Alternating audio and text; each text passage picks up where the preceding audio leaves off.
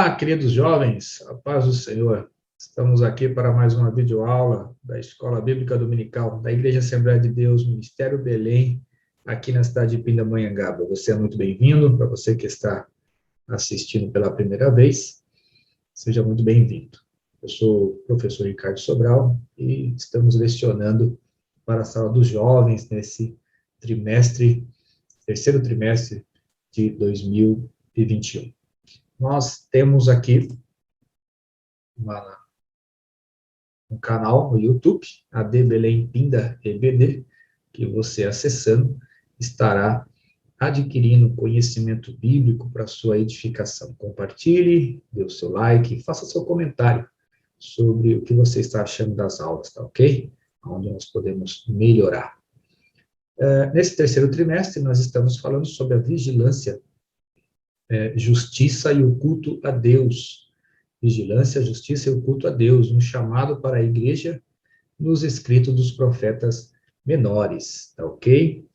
E a terceira lição tem sobre esse título, Joel, o poder do Espírito Santo nos últimos dias. O poder do Espírito Santo nos últimos dias, ali no livro do profeta menor chamado Joel. O texto do dia diz assim, e há de ser que depois derramarei do meu espírito sobre toda a carne, e os vossos filhos e vossas filhas profetizarão, e os vossos jovens terão, os vossos velhos terão sonhos, e os vossos jovens terão visões. Lá em Joel, capítulo 2, verso 28, um texto muito conhecido pela igreja nos dias atuais. O nosso objetivo nessa aula é expor o contexto histórico de calamidade pública que apresentado pela profecia de Joel, explicar a importância de uma conversão sincera como ato, antecipatório, ao recebimento do batismo com o Espírito Santo, ou seja, por que é importante uma conversão antes de você ser batizado com o Espírito Santo, Porque uma coisa depende da outra. E explanar aí o cumprimento da profecia de Joel na dispensação da igreja. Começando a falar um pouco, nessa introdução, Joel é um livro que foi dividido em duas partes. A primeira, há uma descrição histórica da devastação de Judá, imposta por uma praga de gafanhotos, e na segunda, uma profecia que anunciou o juízo divino que viria sobre o povo de Deus, seguindo por uma restauração futura sem precedentes. O profeta não ficou limitado apenas às dificuldades do presente, aquela tragédia natural ou ao indiferentismo religioso, mas ele transportou sua visão para uma época vindoura e enxergou, o derramar do Espírito Santo sobre toda a carne. Ele inicia, o profeta Joel, sua pregação a partir desse anúncio desses desastres naturais, como praga de gafanhoto, como seca, como, nós vamos ver isso aí lá mais frente, como fome, como incêndios, E todos esses desastres, a terra, ela foi dada pelo Senhor, e ela seria novamente devastada como nunca mais tinha se visto naquela época, E os desastres eram uma forma de Deus punir o povo pelo pecado. Então, no livro de Joel, nós vamos ver esse tipo de relato. E o profeta também vai revelar, ao povo os acontecimentos futuros. Deus mostra para ele o que aconteceria e que eles deveriam fazer para que essas catástrofes não os atingissem. Ele vem trazer um recado duro, mas um recado preventivo. E ele adverte, olha, convertei-vos de todo o vosso coração, capítulo 2, verso 2 e 12 de Joel. Somente com um arrependimento sincero e verdadeiro é que se poderia fazer com que o povo escapasse do juízo de Deus. Então, no primeiro ponto dessa lição, nós vamos falar sobre a pessoa do profeta Joel, o seu nome, para quem que ele profetizou, quando que ele profetizou, bem sucinto, mas que será de conhecimento e edificação para a sua vida. Bom, o nome Joel significa em hebraico Yahvé é Deus, ou o Senhor é Deus em algumas outras versões. Na cultura hebraica, o nome do indivíduo, ele apresentava uma conexão muito forte com a sua vida. Diferente da nossa cultura, né, ocidental, os judeus não escolhiam o nome pela beleza dos filhos, né? Eles escolhiam os nomes pelo significado espiritual. Tanto é que o pai de Joel se chama Petuel, está lá no capítulo 1, verso 1. A palavra do Senhor foi dirigida a Joel, filho de Petuel. E Petuel significa persuadido por Deus. Logo, o que nós concluímos é que o pai de Joel, Petuel, era um homem temente a Deus, por ter colocado o nome do seu filho, de Joel, como uma confissão de fé, persuadido por Deus, né? Como uma confissão de fé. Então, Joel, ele surge em um cenário justamente para pregar o significado do seu nome. O Senhor é Deus. Joel, ele entra na história bíblica e ele é levantado por Deus, é escolhido por Deus como um profeta, cujo seu nome é O Senhor é Deus. E ele vem trazer essa mensagem. Olha, o Senhor é Deus. E essa mensagem, ela não foi pregada em um período de prosperidade, em um período de bonança, não, mas em um momento de agonia do povo, num momento que o povo estava passando por um momento de dor. E é justamente, às vezes, nesses momentos de dor, nesses momentos de colapso da fé, que muitas vezes, né, nós somos arguídos pela gestão divina, nós somos interpelados pela gestão divina, nós somos cobrados por Deus para tomar uma posição de santidade, uma posição de conversão. Então, como Joel, nós devemos testemunhar a nossa fé no Criador, independente das circunstâncias, se elas são favoráveis ou desfavoráveis. Nós sempre estaremos falando a respeito de Deus com a nossa vida. O segundo, né, para quem que ele profetizou? Ele profetizou, ele foi citado apenas em 2 ocasiões, né, sendo uma única em ambos os testamentos. A primeira é no seu próprio livro, né, e a segunda, ele é citado quando o cumprimento da profecia que ele falou sobre o derramar do Espírito Santo, através do apóstolo Pedro, lá em Atos 2,16, quando Pedro fala, né, essas coisas aconteceram, Atos 2, verso 16, né, mas isto é o que foi dito pelo profeta Joel, que nos últimos dias derramarei do meu espírito sobre toda a carne. Então, ele é citado, né? E o texto não fornece mais informações pessoais a respeito de Joel. O que nós sabemos apenas é essa inferência. E devido a essa familiaridade com o templo, né, ele tem sido identificado também por biblistas como um profeta do templo, ou mesmo um sacerdote, né? Muitas vezes as pessoas, por estar tão ligadas ao templo, são consideradas um sacerdote, uma vez que essas profecias demonstram essa familiaridade com cerimoniais do templo, né? E outros atos religiosos do profeta. É assim que a gente vai identificando o profeta, a pessoa do profeta. E Joel, ele profetizou para Jerusalém, para os filhos de Sião. E, em princípio, Joel, ele fala para um povo que está no Reino do Sul. Mas, no entanto, essa profecia, ela foi tão abrangente que chegou nos dias da igreja, nos dias do apóstolo Paulo. Então, nós não podemos negar que Joel, ele foi tanto presente para o seu tempo, como escatológico, futuro, né, do tempo dele, tanto para a igreja na época de Pedro, na formação, como para nós agora. porque o derramar do Espírito de Deus continua sendo atuante nos dias em que vivemos. Basta nós buscarmos. Quando que ele profetizou, né? Há muitos debates sobre esse tempo, mas ele foi contemporâneo de Amós, que será a próxima lição, a lição número 4. Ele foi contemporâneo de Amós, ele viveu possivelmente também na época de Eliseu. A tradição judaica diz que o livro de Joel é o livro mais antigo dos profetas menores e maiores. É muito provável, né, que muitos profetas tenham bebido da fonte de Joel, bebido dos escritos de Joel, né, daquilo que ele pronunciava às nações.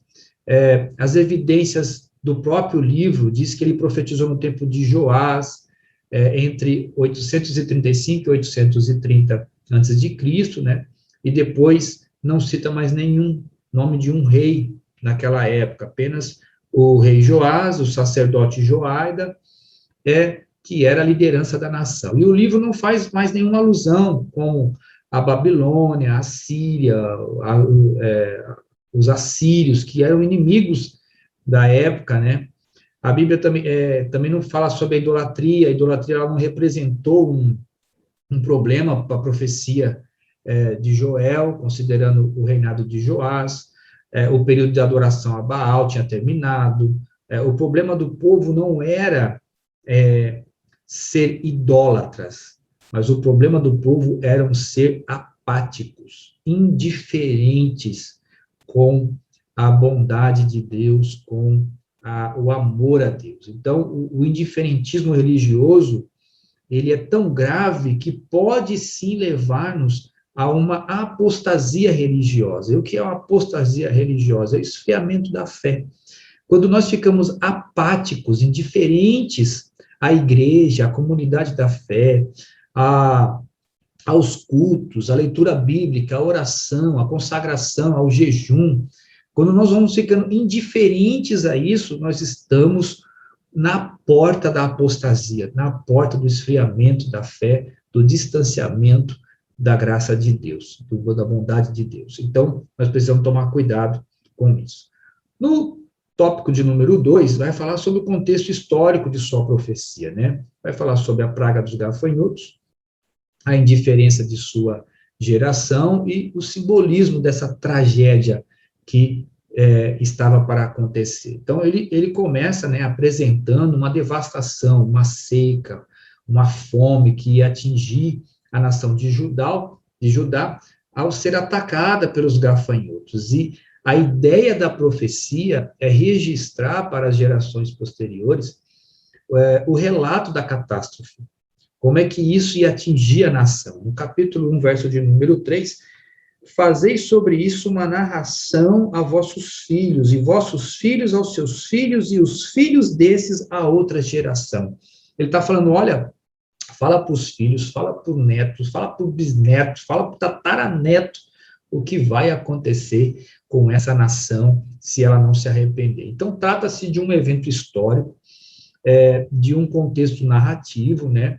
E a devastação, ela foi total, porque o texto, o verso de número 4, diz, o que ficou da lagarta, o gafanhoto comeu. O que ficou do gafanhoto, a lacusta comeu. E o que ficou da lacusta, o pulgão comeu. E esse versículo, ele pode ser interpretado, e ele é interpretado dessa forma, né, que lá no original hebraico, a lagarta, o gafanhoto, a lacusta e o pulgão não são espécies de bichos diferentes, de insetos diferentes. Todos são o mesmo inseto. É uma lagarta que ela é representada no estágio de gafanhoto, ao iniciar o seu nascimento, o seu estágio inicial, ao nascer suas asas, ele passa, então, e começa a roer. Então, o gafanhoto representa um estágio onde começa a procriar, a se multiplicar. E no estágio da lacusta, desenvolve, então, as asas, pensando um pouco na borboleta, a metamorfose da borboleta. E no estágio da lacusta, desenvolve, então, as asas. Mas ainda ela não voa. E porque ela não voa, ela apenas pode saltar, e tudo que ela salta, para onde ela salta, ela passa a devorar.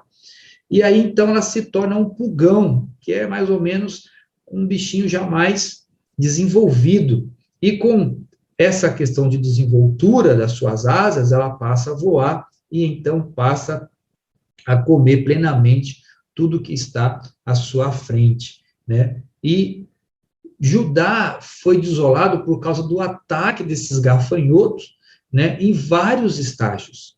Então, você vê que Deus envia essa praga justamente para punir o povo pelos seus pecados e faz uma devastação no reino. O descaso para com Deus é que propiciou isso no povo, essa assolação. E o fruto de quem vira as costas para Deus sempre será um fruto amargo.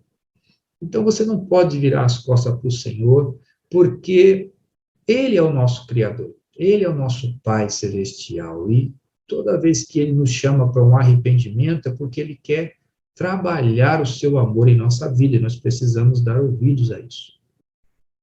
Essa indiferença, mesmo com esse prenúncio todo, a nação é indiferente. Os compatriotas de Joel, eles agiram com essa indiferença até a tragédia. Mesmo Joel anunciando a tragédia, eles foram indiferentes, acreditavam que essas situações simplesmente aconteciam, era algo que, né?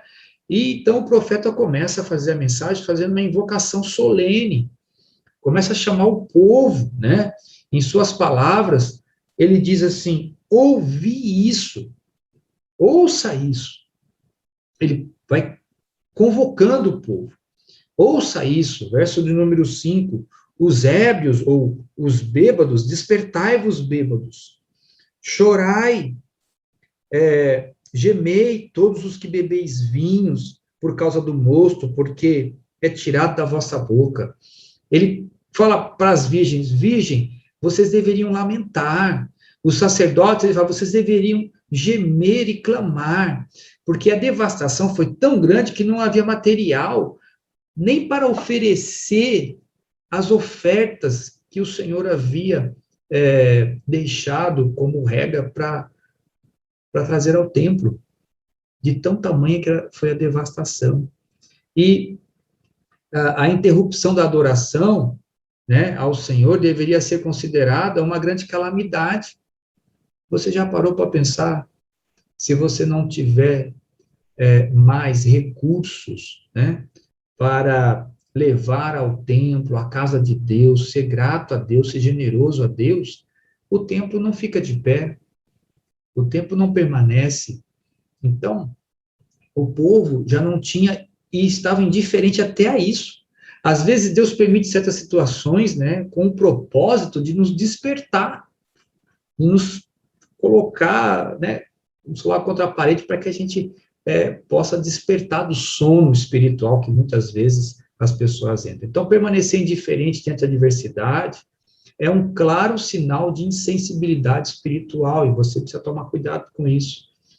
Você precisa tomar cuidado com isso, porque quando a insensibilidade toma conta das pessoas, né, elas não se voltam para Deus. Elas se afastam de Deus, e se afastar de Deus é mergulhar em um abismo muito perigoso, que muitas vezes as pessoas vão ter muita dificuldade de sair sozinhas. Então você precisa ser grato, você precisa buscar a Deus enquanto se pode achar, diz o profeta Isaías. O simbolismo dessa tragédia, né, enquanto o primeiro capítulo estava narrando os acontecimentos bíblicos ali, históricos, né, essa calamidade, a segunda estava mostrando a calamidade que assombraria a nação. Então, a derrota de uma nação estrangeira por uma nação estrangeira. Parecia que Joel estava descrevendo um futuro de ataques gafanhotos, pois falava de um dilúvio escuro com milhares de gafanhotos. O que Joel está fazendo é comparando esses insetos, né, ao fogo, ou seja, consumindo tudo. E ele estava descrevendo também a aparência de um cavalo pequeno. Em suas palavras, o exército que invadiria a nação de Judá, né, seria um exército obstinado, né? E como valentes, correriam cada um pelo seu correio, pelo seu caminho. Joel, ele se vale desse simbolismo de ataque de gafanhotos para prever um ataque militar. Ele está dizendo que um ataque militar aí é por vir, né? E provavelmente ele está se referindo ao futuro ataque da Babilônia, porque ainda não havia acontecido. E Joel, então, ele usa essa praga, ele prefigura essa praga como uma desolação muito grande. Não era tempo de ficar indiferente, não era tempo de ficar passivo, era preciso se voltar para Deus. E quando não aprendemos nas primeiras lições, pode ter certeza que outras nos alcançarão. Quando a gente não aprende com as provas, outros testes virão para que a gente possa aprender. E é fundamental que nós venhamos desenvolver essa maturidade, de entendermos o que Deus deseja de cada um de nós, na situação que nós estamos vivendo. Tá ok? Então, independente do que você esteja vivendo, você precisa extrair uma lição que te leve para mais perto de Deus e não para mais longe de Deus. Você não pode ficar indiferente. Eu tenho observado nessa pandemia quantas e quantos jovens e adolescentes indiferentes espiritualmente, apáticos, sabe, longe de Deus, e Deus os querendo para mais perto. Há muitas pessoas que precisam ser resgatadas neste tempo de pandemia, de crise que nós estamos vivendo, que está se tornando uma crise espiritual. E Joel veio trazer esse texto para nos advertir, para nos despertar, que nós precisamos buscar a Deus enquanto se pode achar.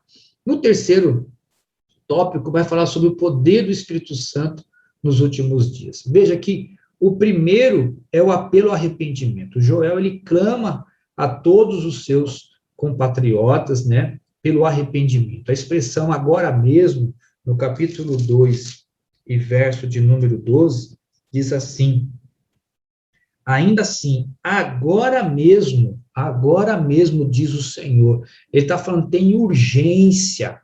Essa questão do arrependimento não é para amanhã, não é para daqui a pouco, não é para outro dia, é para agora. Arrependimento não é algo que deve ser procrastinado, mandado para frente. Qualquer hora eu faço, do outro dia eu faço. Não.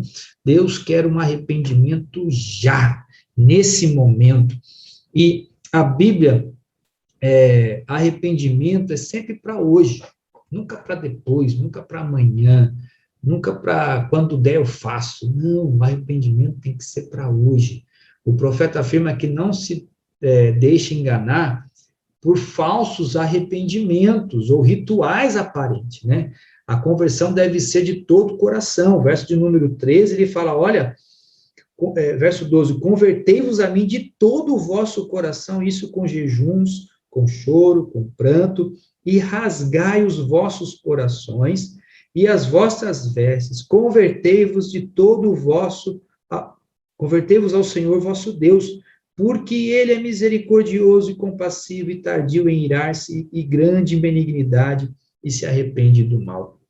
Então, o profeta está falando assim, olha, você não pode vir com lágrimas de crocodilo a Deus, você precisa se arrepender de todo o coração, se humilhar, rasgar seu coração, se quebrantar, entrar em jejum, consagração, falando, Deus, eu pequei, eu falhei, eu me distanciei do Senhor, mas eu estou aqui de volta, com o meu coração arrependido, porque eu quero a tua graça sobre a minha vida, né?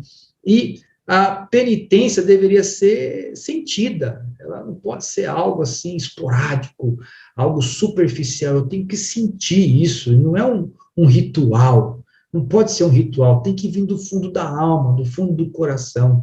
E a nação inteira precisava se voltar para Deus. Verso 16, congregai o povo, santificai a congregação, ajuntai os anciãos, congregai as crianças, as que mamam, saia o novo dessa recâmara e o noivo do seu aposento, chorem os sacerdotes. Toda a nação estava sendo conclamada para um arrependimento sincero. Para quê? A partir do momento que o povo se voltasse para Deus, a promessa do Espírito Santo seria uma realidade. A promessa do Espírito sobre a vida deles seria uma realidade. E junto com essa realidade espiritual, vem também as bênçãos materiais, porque o arrependimento muda destinos. Arrependimento muda destinos, e Deus quer mudar o seu destino. Mediante uma conversão sincera, Deus prometeu derramar sobre a nação bênçãos também. A resposta viria como providência de mantimentos, né, que estavam escassos, como o trigo, o vinho, o óleo, está no verso 19 do capítulo 2. Deus prometeu agir não apenas como provedor de recursos, mas também como um protetor do povo. Deus agora ia proteger o povo da maldade dos povos que estavam ao redor, se eles se voltassem, se arrependessem. Deus prometeu ordenar recursos naturais, a chuva, né, a colheita, o fruto, tudo isso, a prosperidade que Israel precisava, Deus iria mandar. E aqui nós vemos que bênçãos podem ser ofuscadas por causa de tragédias que nós mesmos provocamos. Deus prometeu restituir os anos de sofrimento. Quem sabe você está passando por algum período de sofrimento. Deus tem restituição, se você se voltar para Deus. Se você está passando por uma dificuldade, não é hora de ficar longe de Deus, mas sim perto de Deus, para que Ele restaure esse tempo que você está passando, que Ele se converta isso em bênção. Então, toda restauração, ela tem o propósito, né, de revelar a presença de Deus e fornecer para nós motivos de uma adoração verdadeira e ininterrupta. Nós fomos criados para ser verdadeiros adoradores, disse o apóstolo Paulo, o Senhor Jesus, e nós precisamos, né, viver essa realidade. Então, Deus sempre vai desejar o nosso bem, né? E, entretanto, de vez em quando, Ele vai permitir, sim, algumas adversidades, porque elas serão pedagógicas, para nos ensinar a nos aproximar mais de Deus. As feridas de Deus, elas servem como cura para a nossa alma, para o nosso espírito, então não despreze a disciplina divina. E o Espírito Santo nos últimos dias, a bênção material vem acompanhada da graça espiritual. Joel profetizou sobre uma nova era, né, inaugurada após o arrependimento. O próprio Pedro, né, interpretou isso depois como sendo os últimos dias. O apóstolo Pedro já estava falando, nos últimos dias, o último dia chegou, começou, lá na igreja primitiva, lá no dia do Pentecostes, começou os últimos dias. E esse último dia só vai acabar quando Jesus vier buscar a sua igreja, e você faz parte dessa igreja, então você precisa estar cheio do Espírito Santo de Deus como uma marca viva de que Deus está em sua vida. E no Antigo Testamento, somente sacerdotes e profetas recebiam a unção, né, a bênção do Espírito sobre eles para profetizar. Porém, após a profecia de Joel, essa profecia, né, olha, todos os povos, homens, mulheres, velhos, livres, todos receberão a promessa do Espírito Santo. Hoje você tem liberdade para clamar, você tem liberdade para ser cheio. A palavra de Deus diz que nós somos templo do Espírito Santo. Ele quer te encher todos os dias, Ele quer te encher todas as horas, Ele quer encher todo momento, mas você precisa estar em sintonia com Deus. Amém? Concluímos dizendo que o histórico, né, Joel, ele fez um registro histórico da praga dos gafanhotos, exortando a geração para um eminente julgamento, divino julgamento, né, um juízo divino. No entanto, a promessa do Espírito Santo foi o tema-chave de sua profecia, e o livro de Joel vai nos ensinar principalmente a respeito da atualidade das ações do Espírito Santo, pois mediante a conversão verdadeira, o Consolador será derramado de uma forma efusiva, né, e sobrenatural sobre todos aqueles que se aproximam de Deus e que o buscam de todo o coração para a sua salvação. Amém, meu querido jovem? Eu espero que essa aula tenha sido bênção para a sua vida, que você possa compartilhar com seus amigos, e, sobretudo, que você se volte para Deus. Nesse tempo de escassez material, nesse tempo de dificuldade, de doenças, vírus e tudo mais, não se afaste de Deus, não fique apático às coisas de Deus, não fique indiferente às coisas de Deus, mas se aproxime dele, que ele é galardoador daqueles que o buscam. Amém? Na próxima aula, nós estaremos falando sobre Amós, a adoração com justiça. Fiquem todos com Deus e um forte abraço aí do irmão e professor Ricardo Sobral. Até a próxima.